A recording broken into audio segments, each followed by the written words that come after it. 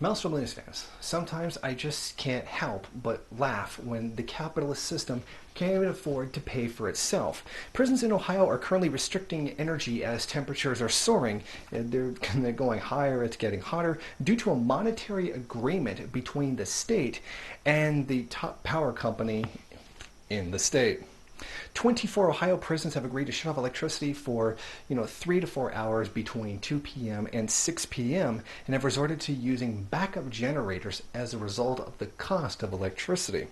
Now, as a result, electricity for fans, lights, televisions has been limited. There's no air conditioning in these places, but the people from the prisons have said they are getting ice water as a result of the heat wave that is up around the 90s, so it's extremely hot, and there's no air conditioning, especially when you consider that these guys are in like these tiny little cells. They're very close together, and that could heat up extremely quickly, and that could be very, very dangerous.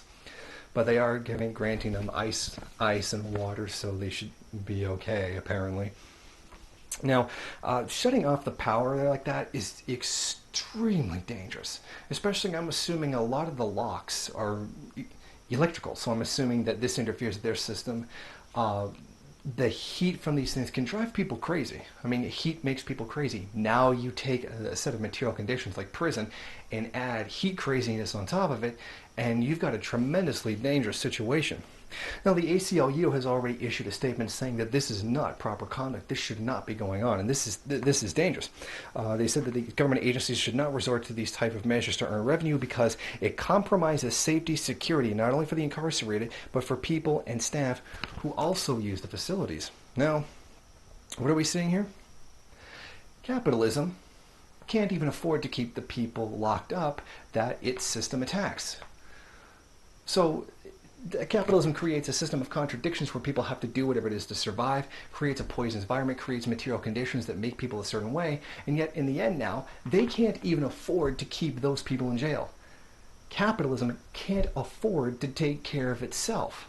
Now that's how bad this is getting. The state budgets are shrinking, prices are starting to get higher, and all these things like this. Now this shows that there's a huge contradiction here.